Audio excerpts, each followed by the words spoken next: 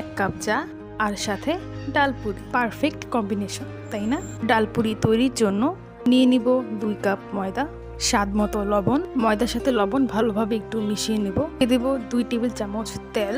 তেল ও ময়দা খুব ভালোভাবে মিশিয়ে নেব। নর্মাল টেম্পারেচারে থাকা পানি অল্প অল্প করে মেশাতে হবে, সব পানি একবারে দিয়ে দেওয়া যাবে না, এতে ময়দার ডো বেশি নরম হয়ে যাওয়ার সম্ভাবনা থাকবে। ময়দার ডো রেডি হয়ে গেলে এটিকে 15 মিনিটের জন্য রেস্টে রেখে দেব।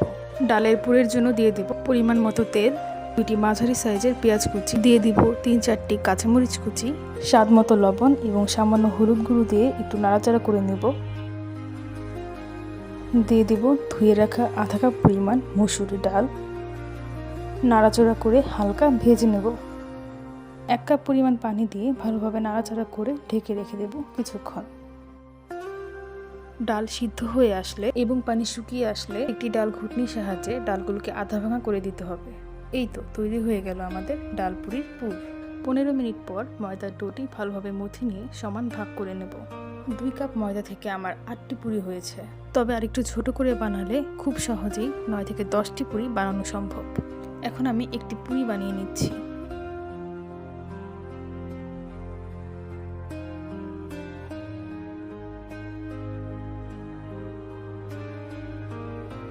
একই প্রসেস ফলো করে আমি সবগুলো পুরি তৈরি করে নেব।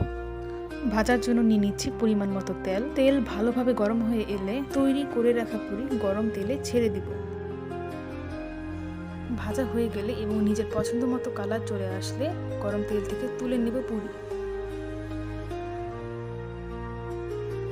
সবগুলো পুরি একইভাবে ভেজে নেব। এই তো তৈরি হয়ে গেল মজাদার গরম গরম ডাল পুরি। বাইরে দিয়ে খাস্তা, ভিতরে পুরে ভরপুর এই পুরি। বাইরের যে কোনো হোটেল থেকে স্বাস্থ্যসম্মত এবং মজাদার। 1 কাপ চা অথবা পেঁয়াজ মরিচ বা টমেটো কেচাপের সাথে উপভোগ করুন ঘরে বানানো ডাল পুরি।